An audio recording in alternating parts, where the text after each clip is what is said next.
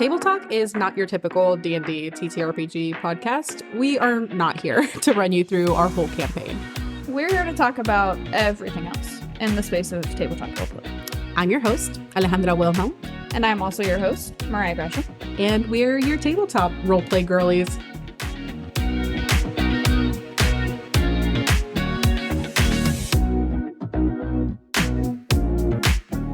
Alrighty, and we are live back at it with another episode of Table Talk, where we are joined by another wonderful guest who I'm very excited to have today. You want to give us a little introduction to you and what you do and where people can find you? Yeah, my name is Justin, also known as FreddiesRoommate, wherever toys are sold.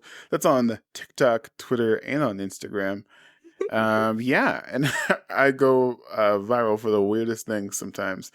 I like a lot of things. I like D&D. I love to talk about movies and television and media and things like that and dissecting them. So I'm just happy to be here. Thank you so much for inviting me. I really appreciate it. Heck yeah. Of course, we're happy to have you. You and I have been mutuals like on my personal profile for a while, I think. And I remember what I remember, like I think my viral encounter of your content was whenever the TikTok community was giving you fashion advice. Gosh, it was like that was 2 years ago now.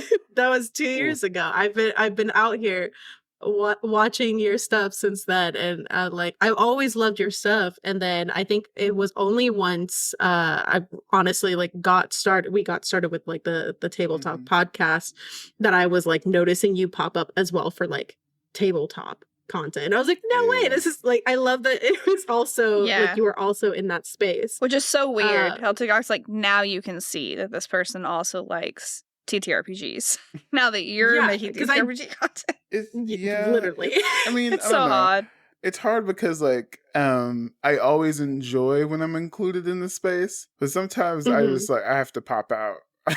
It'd be like that sometimes. I have to pop out because sometimes like I always admire people who can talk about just one thing all the time or like have a very specific niche like TTRPGs because like, man, it would be so nice to just wake up and just know what you're talking about and, like all the time, or like, you know, have to weigh in on something. But then there's some days where I'm like, I don't know if I want to deal with that drama again. The same You're drama. like, I'm gonna let that shit sit on the shelf for a second while and let the algorithm take it away. I have to like pick and choose like what it's usually it's usually fine, but when it's not, it's aggressively not fine. And so just like being able to be like, this is not my responsibility.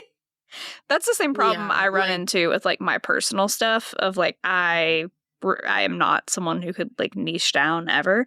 So it just would be me shouting into the void, which I guess is kind of the whole point of it. It may happen at some point, but I feel that because I have the same issue. What would your niche be?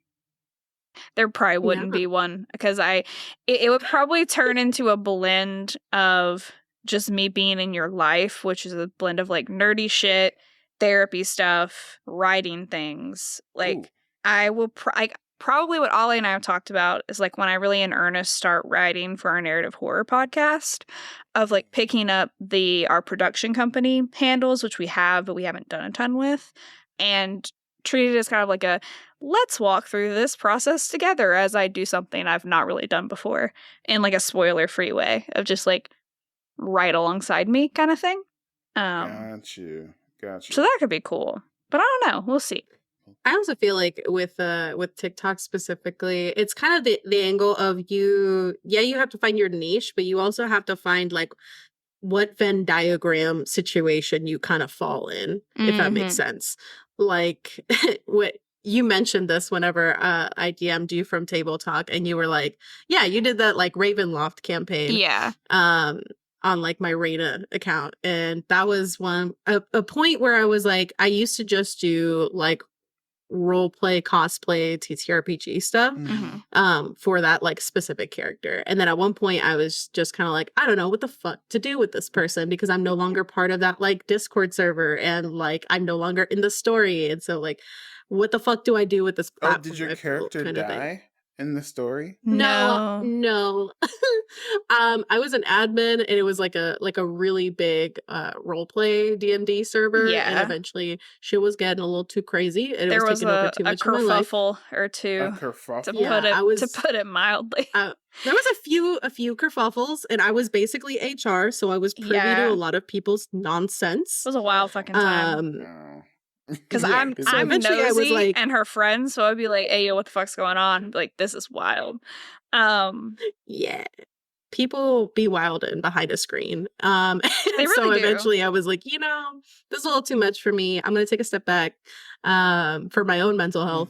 And then my content kind of revolved around that, because it was a tag that happened on TikTok, and then the server got created, and it was kind of like a blend of like the things that would be happening on TikTok would bleed into the server and vice versa.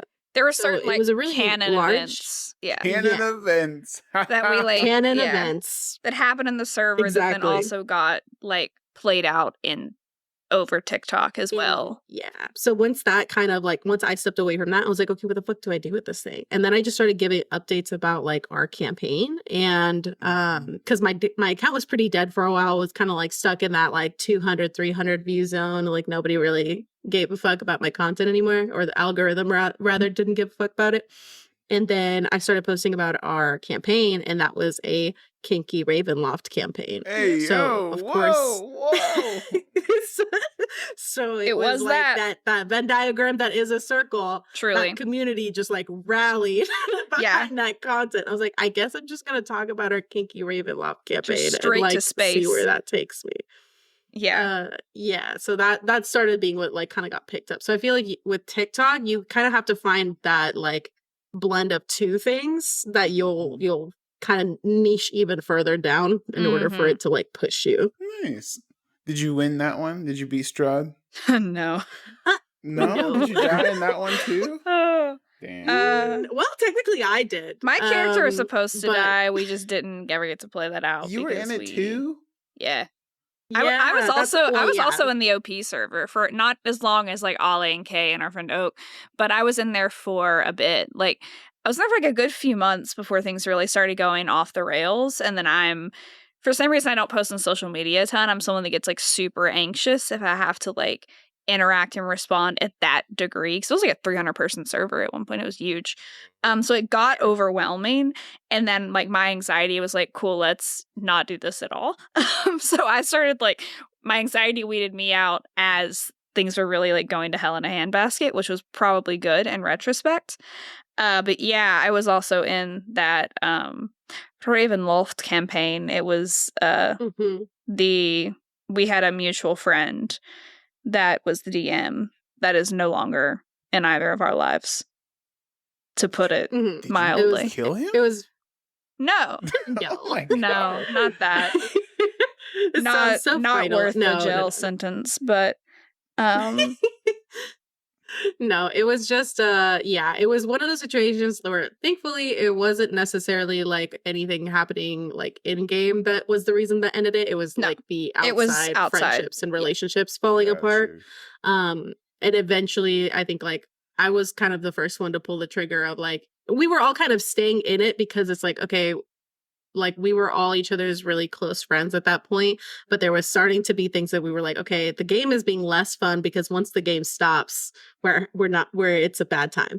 And out of table stuff was bleeding in to the table. Yeah. And so we were kind of just like, okay, this is getting less and less fun, but we are invested in the story. And it felt like everybody was just clinging to that. And then eventually I left, and then very quickly thereafter, everybody else kind of also left, because it was kind of that like the first domino to fall. And it's like, okay, well, you've done it, so now it's okay for me to fucking stop dealing with this shit basically. Yeah, pretty much. It was, because like I would stay at Ollie's house most of the time, because like I used to stay with our DM, and then that situation just got a bit untenable, because again, like my relationship with that person was very unhealthy, putting it mildly, and it was just not a super safe place emotionally to be at. So I would stay with Ollie, and we would drive in, and then Ollie wasn't playing anymore. And then it's like, well, cool. Should I drive down twice a month to have a panic attack for 4 days before and during and after it? Probably not. So then, like, we all just sort of stopped. Very much not worth. Yeah, and it was wild when we started playing Strixhaven, the, like, difference that, you know, that person no longer being in our life and in, like, how we define D&D, how that affected it, especially for me. I was just like, wow, it's odd that we're just going to play a game and enjoy ourselves, and there's no, like, emotional duress, and I'm not walking on eggshells, and I'm not fawning or on guard 24/7 to not say anything that can be used against me in or out of the table, and, you know, all those other very unhealthy things that you get into. It was a not great environment. And it's like one of the first episodes we did was like about toxic tables and like identifying those signs of like, hey, if you're not having fun, like when you leave that table, then maybe it's not a game you should be in. And that's one of the episodes that's like apparently really helped a lot of people and helped them also leave kind of situations that maybe are not ideal, and find tables that they're like, okay, this is more fun, this is more easy, and like you don't have to stick that out just because of the thought of if I'm not in this game, I don't get to play D&D at all, you know? Yeah, and it's like it's become a trite thing of like, oh, no D&D is better than bad D&D, but it's something that's said a lot in the community, but it's very true. And like for me, I will say, because I'll call myself out here, because I stayed in this unhealthy friendship, right? Like I have worked through that, but like I certainly could have taken myself out of it, and when I didn't, because I thought I would lose all of my friends, and so it was easier to just go along with the base level of toxicity that I had become accustomed to than do something that would be good for me long term but might cost me my entire friend circle.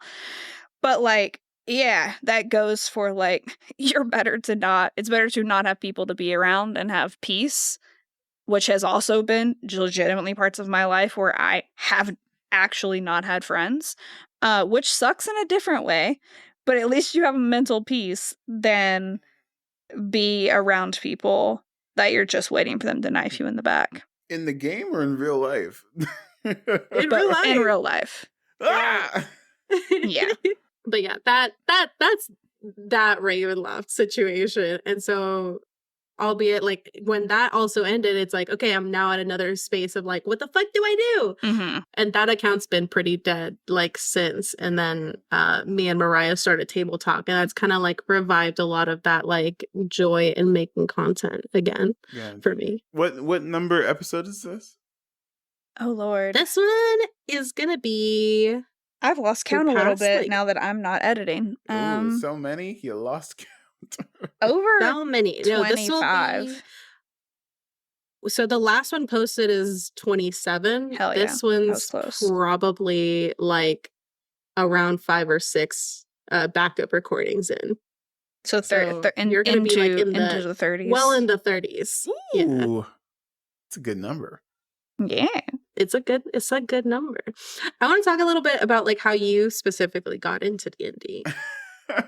Yeah. I want to hear that story. How I got into D&D. So, what year was it? It was about maybe 2014. I was in a fraternity with a bunch of nerds, and I don't know if you guys experiences like I've heard of Dungeons and Dragons. I've always wanted to play, but I didn't even you gotta have someone to teach you how to do it. For me, yeah, it's like one of those things. Like I don't need to read the rules.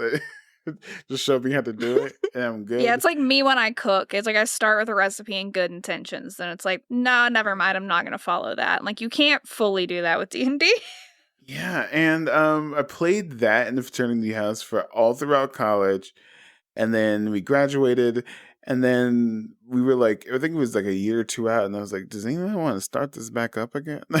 But this time I'm the DM, and yeah, because like I don't know, it was sometimes there would be like days where it's like, I couldn't think of anything. We can't play. Oh, I gotta cancel. I got an exam anymore. I was so determined not to be that DM. I was always gonna be ready. Oh, so your dungeon master would just straight up be like, "Hey, I don't know what the fuck we're gonna do in our session, He's so like, we're just not gonna play." Exactly. Yeah. And I was like, I am never doing that again. I mean, because like I don't know, I give a shit about a lot of things too much. Yeah. I care I care way too much, you know. So you can't do it you halfway. Get invested in your character, and you're like, I'm looking forward to playing my character, and then being like, I didn't think of anything for you guys to do. Yeah, it's like cool. My biggest pet peeve is canceling plans. I hate it. I hate doing it. I hate I hate it. I hate it. So like, funny story. When we were doing this, I felt so bad when I clicked the wrong day. I was like, wait, it's you're not tomorrow. Oh, it's you're next totally week. And fine. I was like, oh my god. But anyway. I hate it. I remember seeing that and I was like, "Oh damn, quick turnaround! All right, we'll rally." Yeah, I'm so sorry. You're good. You're totally fine. And then I played with them, and that was the first campaign that I did 0 to 20. And oh wow! Yeah, Okay. I love doing 0 to 20. I'm on my 4th 0 to 20. I'm pretty sure. Wow. Yeah. How long does that take? It depends on the group, because when in college we only got to 17. Mm-hmm. So still though, only. Yeah, that's high. And then, a casual 17. Yeah, it was fine. But on the second go around, when we tried it again, we did go to 20, and that took about 2.5 to 3 years. And then at the same time, one of my now wife's friends wanted to learn how to play D&D, and after 3 years of DMing and figured out, I was like, I could start up another group. Then they just went to 0 to 20. And then that's so cool. Yeah, I like it because I don't know, it feels more epic that way. You know, I don't want to start at level 3. I don't want to let's just do a one shot. You know, I like the commitment to it. You know, and if I have control of the commitment, you know, I can bend and sway with what the story is going on. You know, and some of my best twists or best moments in the game are from those long-term invested storylines. You know, that I'll never forget. Yeah. I love that. I've never experienced a 0 to 20 game. What? Nor that would be so fucking cool. Yeah. I could start another game. I have to. Yeah. Don't threaten us with a good Throw time. our asses in there. But I invested in a nice table so I can play it at and everything. But one of my I remember when we were first playing, I like to use the modules as more guidelines, if that makes any sense. I grab certain characters or grab certain elements and cities and stuff like that, and I blend it all together. And we were playing what's it called? Waterdeep Dragon Heist. Nice. And what was funny because I was playing Xanathar's guild. Spoiler alert, you know, a whole guild ran by a beholder, and I was running them like the mob. You know, nice. You didn't pay your mob tax. That feels right for the beholder, you know? To be like a Dawn.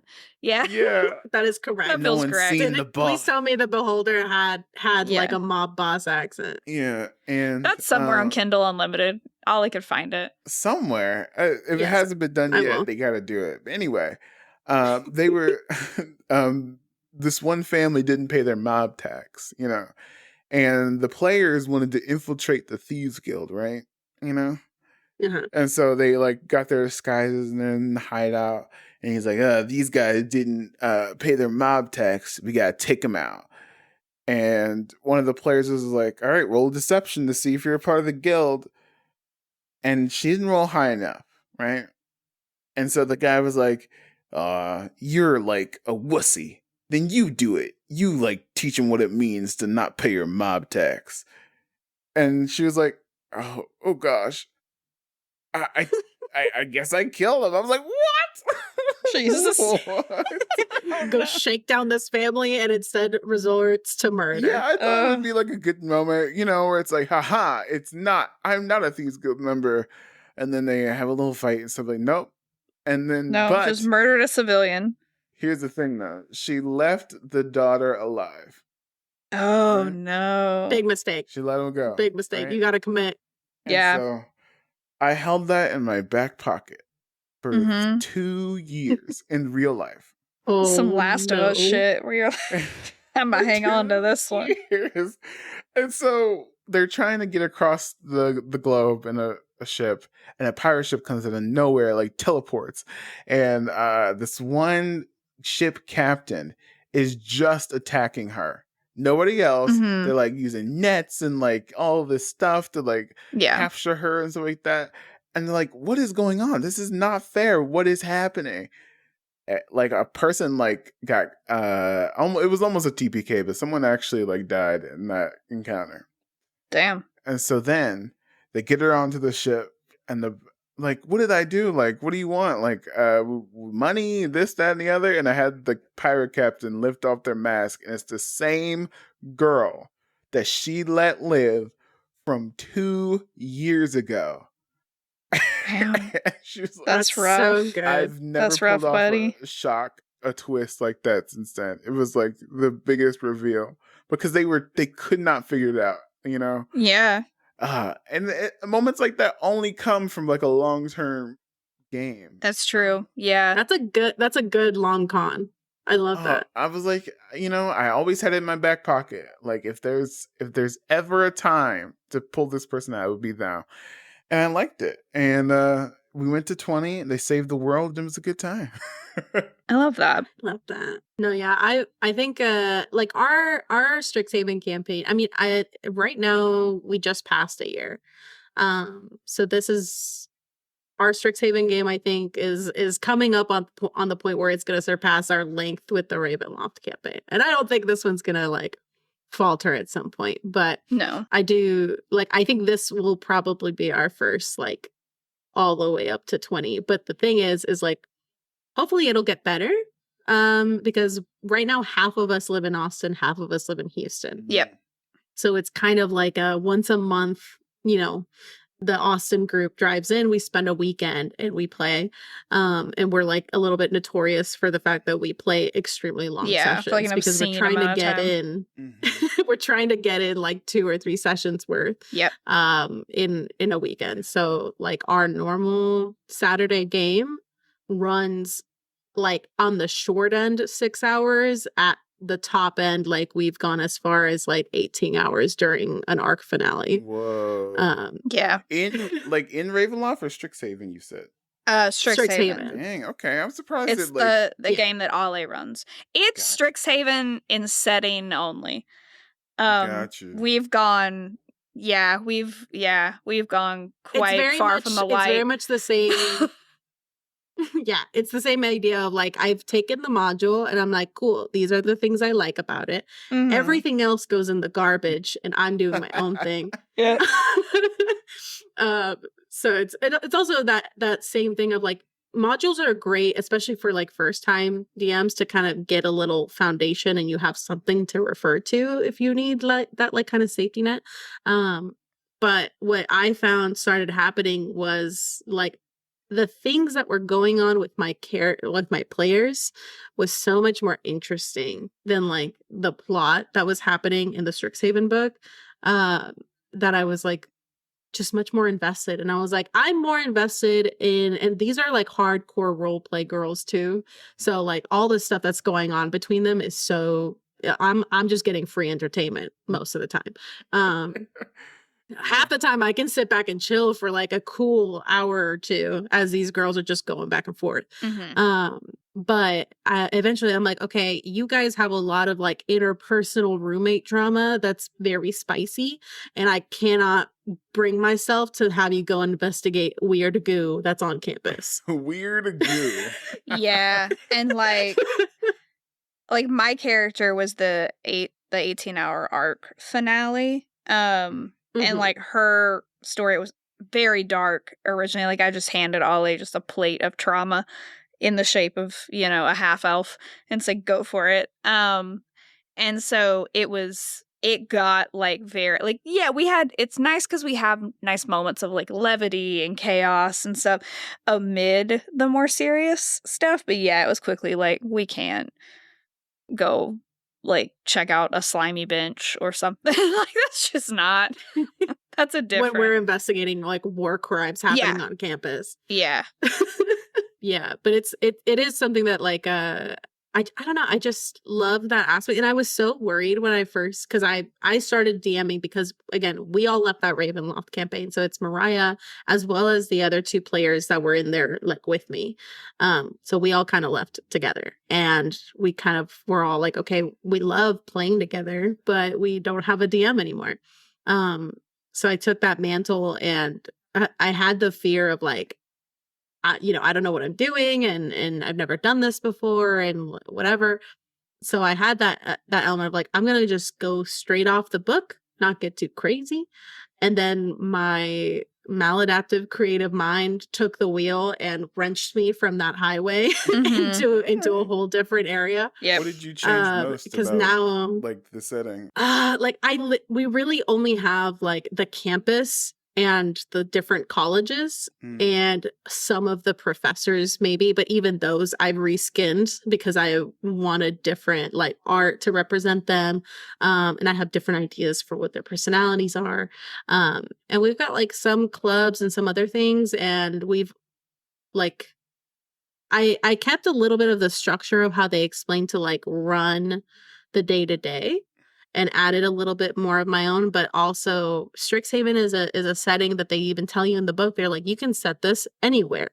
So I just put it in an entire like homebrew world of my own making and gone from there. So I think aside from really just the basic structure of the college, like the administration, everything about it is different. Yeah. Like the names of some buildings and some of the professors are the same, but I get it. Everything else is completely different. Yeah. Which I think like the one professor whose name stayed the same and art was Lisette, the Dean of Growth, who after we finished No, I actually did change her. Oh, you did? Well, she's dead anyway. After once we finish this, like, or she's the one who killed Anya's parents and turned her into a reborn. I know. Yeah. You're shocked. So we're in the middle of like running both Ale, myself, and our friend Oak, who plays a character named Oak, who is Ollie's like main PC Reyna's husband.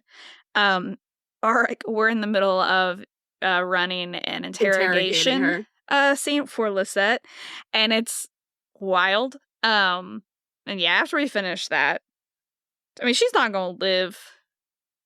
And like Anya's the paladin of a death god. And so I'm gonna do some really fun and funky Super things casual. with like their sentinels coming to see just for a little visit, and it's gonna be very, very, very good once we finish that scene up. Interesting. Yeah. I had that idea for Liza because like the Witherbloom College is originally it was like the College of Growth and like or like the Dean of Growth and the Dean of the Vein. I think. Yeah, it was originally like because it's meant to be balanced, and so the other one was like a vampire of sorts, but then that didn't quite like hit for me, and I wanted it to be a lot more like necromancy based. And so I kind of used the necromancy dean as a scapegoat for like a lot of the plot stuff that happened with Anya. Yep. So kind of red herring of like, oh, clearly like because Anya's a reborn, like, you know, undead, decay, all that stuff. Like this is probably the most likely culprit of this. And then in reality, it was Lisette, who's known as like one of the most powerful healers and has very positive themes as far as like her outward appearance. But the main plot of that was that the previous champion of that death god was her partner. And they died out in the field because this is an entire city based around like adventure. Their economy is based around adventurers, so they are like players and students in a city of people who make careers out of being adventurers, and they export them out to go handle situations across the world and across different planes. And that's like the major export of the city, is that they have and they train and they have their whole economy running on the adventures. And so her husband or her partner went on one of these and, you know, died in the field. And for her, it's the hubris of she is the most powerful healer, and has, like, canonically, this is in the book, that she healed one of the founding dragons of the college from a mysterious ailment that nobody else could cure. So that is like her reputation and what she's known for. And, you know, with like true resurrection, the spirit has to be willing, or they have to be free and not being held back by some other like worldly entity. And being that they're a champion of a death god that their is meant soul to is preserve not the free. balance. Yeah. Their soul, even if they wanted to return, it's part of the deal of being the paladin. Yeah. Once you pass over, you are in the domain of your death god. Which, like, because we homebrewed McCall, Anya's death god. And so canonically, McCall has taken 3, including Anya, 3 champions in the entirety of his reign as the god of the dead and the god of death. And his first was now one of his sentinels, which was actually the twin of his partner who died. Because, like, McCall, we've had him canonically kill the previous death god because effectively, like, the previous death god took his partner from him. And so, like, in vengeance and in trying to save some aspect of the woman he loved, he killed the previous god of death and took that mantle. So super chill and fine. He's a very fun and not at all emotionally damaged being. Just casual Tuesday activities. Yeah. And so his first, his partner and like her twin now exist as like his effectively like sentinels or his reapers. So they're like Requiem and Anonymous. And it's, for me, I'm obsessed with like League of Legends and the lore of like Wolf and Lamb. So they're very inspired by that, of like Requiem is the gentle death and the peaceful death, the people who don't try to fight or weasel their way out of it and just accept it. And so you're taken peacefully. And Anonymous is for everyone else who either like defies death or disrespects it or runs from it. And so there's varying levels of the degree of like the hunt and the duration of your time with Anonymous. But then there's people like Lisette who fully went out and tried to, you know, hold captive and force back a paladin of McCall. And so it's like, well, that soul will stay with Anonymous forever as a chew toy. But it was like Lorcan, Lisette's partner, was McCall's second champion, which we haven't fully figured out. And like Ollie, you may have in the background figured out how that came to be. And then Anya was his third. But there was a very, very long time from like when the being that was now is now Anonymous was alive to when he took, like McCall took Lorcan as a champion. Yeah. And so it's just like the level of disrespect. It's like, which is basically, I think, canonically why McCall allowed Anya to be turned into a reborn and didn't take her soul like he took her parents' souls, because he knew he was going to have her replace Lorcan. Damn, that's heavy, dude. Yeah, it's rough. It's rough. Damn. I know my beans at my table, and I know Mariah is a dark bitch, and she likes those dark themes. And I was like, cool, I'm gonna serve it up on a silver platter. Now we're on like courtly intrigue and like our nepo. Yeah, we're like, we've got a little. All of them are nepo babies, to be fair. Yes, absolutely. It's a bunch of rich kids at this school. But she's like the true like noble born, and we're dealing with a lot of like arranged marriages and like very Bridgerton, but also like Lannister-y situations. Incest. Not incest. No. No.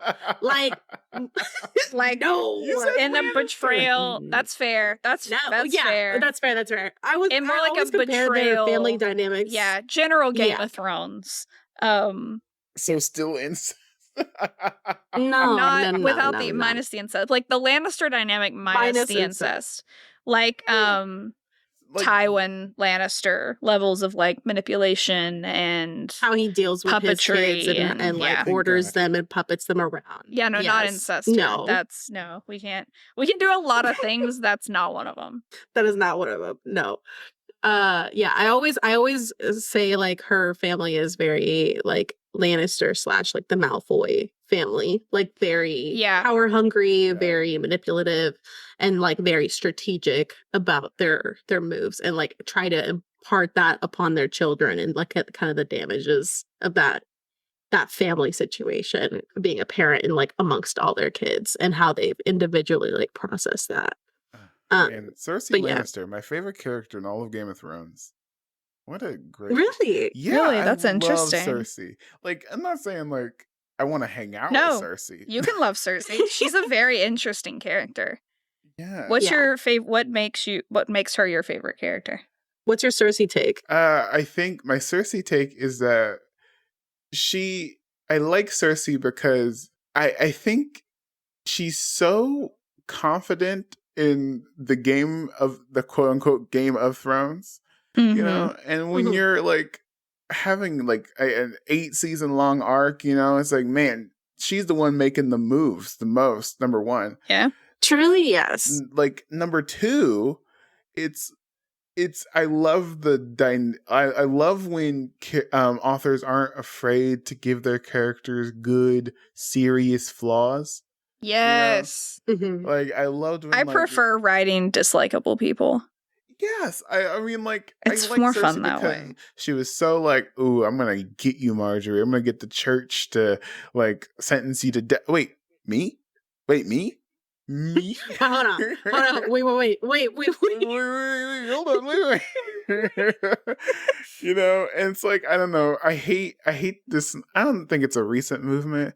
I hate when like everyone's first criticism of a piece of art or a piece of film or television is like, why didn't the characters do this? The thing that I thought of as a viewer. You know what I mean? Yeah. And like, or that they're not likable. And not as the person in the moment facing that situation. Exactly. And Cersei is like the perfect example of she's not dumb. She's not dumb. No. But all of her decisions are true to her character in a way that like a lot of characters aren't on the show. That's a whole nother podcast. Which I appreciate. There is something honest about Cersei of it's like she is what she is and she's that all the time. And capable of change and like and it's like, yes, she's a mother who loves her children and she has moments of softness or anything, but like she is what she doesn't apologize for being who she is. And like the writers in Game of Thrones and George R.R. Martin like didn't shy away from really making most of them do just horrible things, which I really enjoy in characters. And like, it's not really like every book you read. Like they're like Ollie and I before were just talking about ACOTAR, and like I love ACOTAR. ACOTAR was like the first thing that got me into the Sarah J. Sword of Thorns and Roses series. Like the first thing that. One, right? Yeah, it's the first thing that got me. It's the entry, like fairy, you know, Smut 101, like intro pack. Not really, by the skin of its teeth. Not too heavy. A Court of Silver Flames is like the latest book in that series is, but like the other ones were published as YA, which was a little problematic because she definitely said cock in that like second book, and while it was still YA, and I'm like, ma'am, that's a line that like I don't think YA. You can't say the C word. Not in YA, I don't think so. In young adult novels? No. I don't know. I think you got to use a euphemism for that or something. But regardless, like, I love a lot of things about that book, but as, like, I'm also working on a novel, and as I, like, have read more, and as I've, like, thought more about the types of stories I like to read, and the types of characters I like to read, like, it frustrates me a little bit when authors have like blatant favoritism for certain characters. Do you have an example? Rhys and ACOTAR. And like, I love Rhys. I love him to death. But it's like, he That's like the main love interest in Yeah, like and it's most like of the it. books. Yeah, it doesn't ruin the book at all for me, but there is a thing where I'm like, it's just a bit incongruous because he's supposed to be this like morally gray, dark thing, but then every bad thing he did had a good and justifiable reason, or quote unquote good. And then she like had him do things in the latest book that like were wild, and I'm like, are you trying to pull like an 11th hour, like this man is evil thing? Like, I don't know. It's just it I it's what I said earlier, sums it up best. Of like, I like when authors write characters that like are all kind of suck. Like they're all kind of assholes and terrible people. I just think that's a more fun and interesting place to start. And then from there of like, yeah, like people, no one is a monolith. Like people contain multitudes and have levels. There's reasons of why they are the way they are. But you dig into that as you go, and it's not without erasing the bad things that they did, if that makes sense. And that's just like my own personal preference and how I like to write things and my favorite stories that I read. But like, everything doesn't have to be that. I do still enjoy rereading A Quarter Wings in Ruin. Yeah. Every now and then. Yeah, everyone's an asshole. That sounds like Baldur's Gate to me, honestly. Yes. Yeah, literally. I love the way they did those characters. I love how the depth in them. And the fact that you can like pull them toward the light or hold hands and skip into the darkness. I feel like honestly the only true good one as well. Like Will's just a sweeping. No? Not truly. I mean, he's the closest. Is different than my Will? I don't know. He's the lightest shade of gray. I also haven't. I would say. Yeah, I haven't finished I haven't finished the game or like pursued a romance with him. But I remember when I first encountered his character being so fucking suspicious of him. He seems like a little bit of a narcissist at the front. No, it was the whole Play to Frontiers or whatever, and I was like, you did something fucked up. I feel like you're hiding it. Oh, he did. He did do something fucked up. He made a deal with Zora. He made a deal with the devil, but like for a good reason. For a good reason, but also for power. That's a real convenient side effect that he has now. Is it for power? I don't know. Every time I let Will do the talking, he doesn't choose power, which is nice.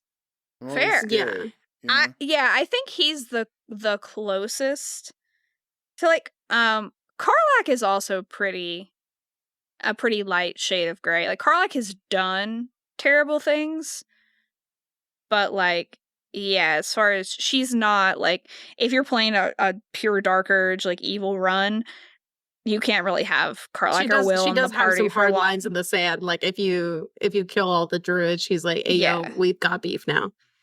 Oh, damn. I did not kill all the druids. I killed all the goblins. I've never done it either, but it's coming in a couple, like in a solo Dark Urge playthrough I have, and then in like a collaborative one. I have a save. I got really frustrated with like, because I named my first character like Anya because I'm obsessed with that, my Strixhaven character, and so like she was my first playthrough, and then I got to like that really big fight at the end of Act 2, and I just couldn't beat it, and I realized I was gonna have to go back and redo a bunch of stuff I had accidentally skipped, and I was just so frustrated by that I was like, you know what, I'm gonna start an evil playthrough. It's like it was a weekend that Ollie was here, and so I just started an evil playthrough. And it's still kind of hard for me because it's hard for me to be mean to video game characters. It's just because I'm sensitive. I don't know. But like I had to kill Karlach in that playthrough, and it was brutal. And Ollie was Why'd you kill her? Because Ollie told me to. I was like, we can't have her in the party.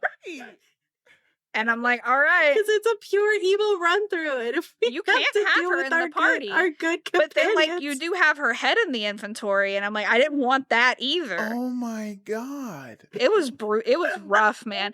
I was gonna try to sneak up and just, like, try to make it quick, and it started the fucking dialogue that you have, and I'm like, don't talk to me. I'm here to murder you. Don't look at me as I murdered you. God. Yeah, because I was trying to have like a Starian sneak up and like get a sneak attack in, and I'm like, no, I don't want to see a cutscene right now. I'm about to commit a war crime. that I don't feel good about, but like that's what we're doing this save. Fuck. Yeah. Yeah, it was rough. It was rough, bud. Like I didn't like it. It felt very bad. She's a sweet baby. I'm making a character to specifically romance her because she deserves the world. Oh yeah, I need to do that as well. I still haven't finished a playthrough of Baldur's Gate though. Get it together. Well, I haven't either. I also haven't. So I have so many hobbies though. I just got to Baldur's Gate, and there's so much to do when you're in Baldur's Gate, and there's so many shops. And I'm like, Jesus, I'm gonna be here till hell freezes over, trying to find all those parts of that clown. Why are they scattered all over the city? Well, I gave up on it because number one, the clown doppelganger tried to kill me. Yeah. One genie stole all my money for a staff that didn't even work. Yeah, truly. That circus is rough. Yeah, so but I'm afraid to leave side quests undone now because that's what I was kind of doing before. And then when I got to the Astral Monk fight, I got my ass handed to me. And so I had to go back. What side quest did you skip? Like, quite a few of them. Auntie Ethel, a lot of the Underdark. Yeah. All that. Because she's arachnophobic, and so she saw the big spider and was like, I'm just not going to go that direction. I did go back and kill the big spider because there were certain things where I just didn't. And that well, and like the big mama spider? Yeah, it's bad down there. I watched a video on how to efficiently kill the spider before I did it, and I also went down at level 8 or 9, so I was wildly over leveled. But I was like, we're gonna make this as efficient as we can, because there were certain just in the that first blighted village you go to or whatever. I didn't explore that. There are areas that I just didn't explore fully enough, or I got confused on what you could jump on versus what you can't, and so there were some things I missed. But yeah, I did because I found that Necronomicon. It was one of the things I did going back because Ollie had shown me where it was in another playthrough. The what? And then what did that do? You haven't done this, Justin? Yeah, but you have to go kill the spider to get a gem to open it, and so my arachnophobic ass, I killed that spider. I got a surprise round off. That spider was dead before the surprise round was over. And I was like, this is the only correct way to do that if you're arachnophobic. Because I tried to do it before, and I the webs going in front of the screen. I was like, I can't do it. I'm so sorry. I'm unable. I'm simply unable. That's fair. I get it. But no, I'm realizing that I'm having a very unique run according to a lot of people online. I'll post an update, and people will be like, why didn't you do XYZ? You mean your character didn't do this XYZ? And I'm like, I don't know what you're talking about. I have no idea. I have no context for any of this. Hold on. Is this your first and only run? Yes. Okay, that's why.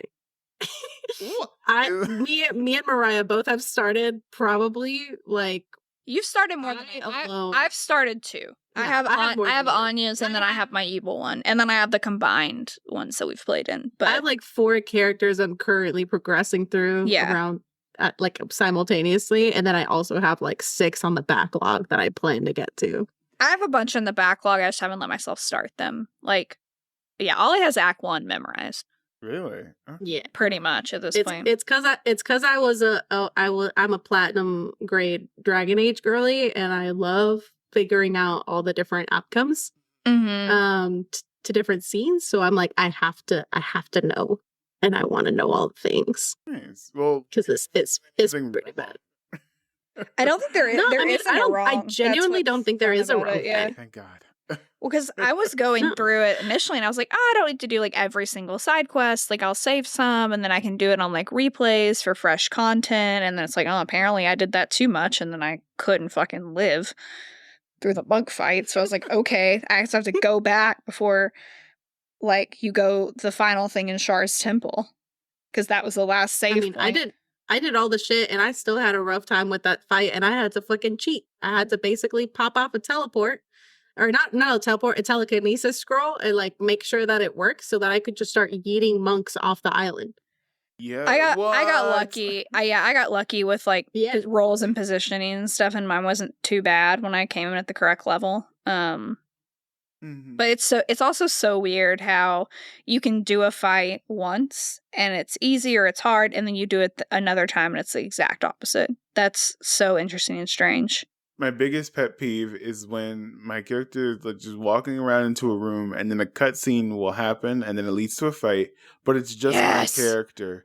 Yeah, and like you left everybody else fucking 3 blocks back at the subway, and like, it's like, why are we? Jesus. What? This makes no sense. I don't understand it. It's so frustrating. Because, like, they should be with me. Like, we're all the same size. They're not, and it's like, Gale forgot to jump, I guess. No, Astarion for me. Astarion is never where I fucking need him to be. It isn't. Astarion has no hops. No, he won't. He just won't. He'll just be standing by a log looking pretty, and I'm like, jump over it for the love of all that is holy. And so I have, and then because if you forget and you switch back to like Astarion when everybody's still tagged together, then everybody else will come running back, and so I'm like, motherfucker, it's like herding cats. You have to like separate everybody, then go and get your wayward children that like won't jump over whatever. It's like, Jesus Christ. Incredibly frustrating. I don't know. Well, I'm enjoying it so far. I'm really, I don't know. I have a lot of opinions that people don't like. Ooh, what are your controversial opinions? Like what? I need them. Mean, I recently posted a video about Astarion because I went to his hometown. Like, okay, spoilers for everyone. Spoilers. Yeah. I went to his house. I got to meet like his family and stuff, and I understand that he was a vampire spawn and he didn't have a lot of control. But then we saw all the children that he captured, and I was like, I don't know, dude. That fuck it up for you a little bit where you're like, did you have to take toddlers? Yeah. I haven't gotten there yet, so I don't know what's in Cazador's like mansion, but no, same. I haven't got there either, but I imagine the Astarion girlies are fighting for their lives to justify his actions. Yeah, it's rough. Well, like you put him in last time he tried it, he got buried alive, and I was like, I don't know, man. Like it was also like, brutal. does he feel bad? Like, has he had any emotional growth over the thing where he can look at that and be like, damn, that was a low point for me? Or does he just, dig his heels in on that choice to bring a second grader back? So, that's no. I guess my Astarion's different than a lot of people's. It depends on how you play him, for sure. I keep trying to talk to him, and he's like, what do you want? Or something. He's always fucking rude. So I'm like, okay, whatever, fine. Every time I do something good, he disapproves for no fucking reason. So I'm like, okay, what's going on here, right? And spoilers, sites. I mean, I'm gonna talk about it if that's okay. Go for it. We get to the basement that he didn't know about, and I keep asking him questions. He's like, I don't know. I was never shown this. I don't know. He never told me. And I'm like, okay, what do you know, Astarion? How can you be helpful in this situation? Is this your house? Like, we're in your house. Like, I guess it is technically Cazador's house, so it's not the Spawn's house. I guess. And so we get to the prison, and it's just full of people who are like, fuck you, dude. I've been here for over 100 years because you took me out on a bad date, took me back to this place, and now I'm an undead vampire spawn who can't die, who can't live because I'm stuck here. And the Astarion was like, ooh, I was hoping they'd be dead because then they can, like, I don't know, cross over or be resurrected. Yeah, nah, like I hope like this forever. Cazador just never finishes a Capri Sun in his life. He just leaves everything. Like, I guess just a little half empty. Like, why he has so many vampire spawn or whatever. And I was like, bro, are you a kid? I don't know. Like, I understand. Is this where we find out Cazador is a doomsday prepper and he has to no maybe idea. Yeah. No idea. And we beat Cazador, and like, we're trying to have a conversation. Astarion goes out and punches in. I'm like, okay, I guess we're fighting now. And in the end, he made it work. He got control of his emotions. He stabbed Cazador to death brutally. And he wants to be a hero again. And he called me a good friend, which I appreciate. I don't think he's going to betray me. because I think there's another traitor in the party, but I don't know. But that's a whole nother video. Yeah, there was that little bit where and actually I figured out who where Gortash will just casually, which side note, I fucked up by putting on that Yosified Gortash mod, which makes Gortash like he's had some moisturizer. Actually handsome. Yeah, and it's dangerous. So it's he is very smooth talking and he dresses well and everything. So it's I didn't need him to also be attractive. Anyway, where it's that bit where Gortash would be oh, by the way, you have a doppelganger in your party, or you have, a leak in your party or whatever. And it's just the most suspicious thing. And it's why would you just say that and then tell me to leave? But I went straight to camp, talked to everybody, and the one that answered me in a way that I was suspicious was Astarion, and I killed him just to see if something would happen. It was not him. He was not the traitor. Don't spoil it, because it's different for everybody, I think. It actually chooses randomly. Yeah, so is it the person that gets taken? I hope so. I mean, if Orin already confronted you as that person, yes, yeah, then that's the person. Yeah, so because I was down in the sewers and stuff, and so I ran into Orin, and I was oh, okay, this is good, because now I know who this is now. But got you. Okay. Because I didn't want to just start killing people at my camp. But there was a young girl and a cat who I had taken in, and I was so afraid it was them, and I'm please no. Please God, no. I was because she never had new dialogue. Every time she'd be I got my paring knife, and I was you motherfucker doppelganger, I swear. You're gonna stab me in the night with that paring knife. And I was I don't want to kill you and your cat. Please don't be that. So thankfully it wasn't her. But I'm also confused though, because I went down to the sewers and I'm checking all the random notes that is making me encumbered for some reason. Because if so many why papers so heavy? Why are those sewer papers so heavy? What are they using down there? No idea. But I picked one up. They're heavy with knowledge. And one doppelganger was talking about, okay, you can stop the Jahira Act now. It's gone on too long ever since the last light. And I was you motherfucker, it was Jahira? Are you serious? But is that who it was for you? No, it was Lae'zel. Oh. Oh, mine's Lae'zel too. So is mine. So is mine, actually. Too. Yeah. Or Lae'zel is the one that Orin kidnapped. Yeah. Which I'm gonna give her so much shit for getting her ass kidnapped when she's the one that's always you gotta be on the alert. You gotta be on top of everything. Don't sleep with one eye open. Bitch, how did Orin come get you? Lae'zel's going through it. Lae'zel's having a hard time. She's having to deconstruct her whole culture. You stuck a knife to my neck in the night more times than I can count. How did she sneak up on you? I need explanations. That's fair. I get I don't know how. I'm not sure. I guess it was a shapeshifter situation. No idea. Okay, but who can you name that would approach Lae'zel and she would be friendly to? Me. my Fair. Character. Yeah, your Tav, maybe. Yeah, that's about it. There's gonna be some criticism about it's a Lae'zel version of friendly. It's not normal person friendly. But she was nice when I rescued her. I was "Oh, you big softy, you big green softy," and because she had to thank me. So I guess I have to thank you. I guess. You're okay, you yandere ass bitch, come here. Is there a correct party composition for when I go to the Elder Brain? Because please tell me now, because I'm about to. No, I haven't even gone know. there yet, so you're asking the wrong person. I've been thinking, I'm already worrying about it, but yeah, I have no idea. I think if you bring Gale, you have that option of just doing the boom. So I guess it's something to consider. I don't want want everyone. Why does half the party have a bomb in their chest? Please tell me that. Can we? Yeah, that too many. Yeah, it's I would have 2 nickels, which is not a lot, but it's weird that it happened twice. So it's why are 2 people explosive right now?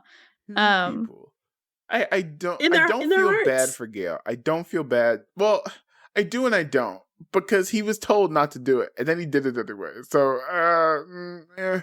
He knew. I think he knew some of the consequences. Not that his I guess his lover would be so upset with him that he put a bomb in his chest. But all right, you do you, Gale. She's also like, oh god, apparently capital T toxic. yeah.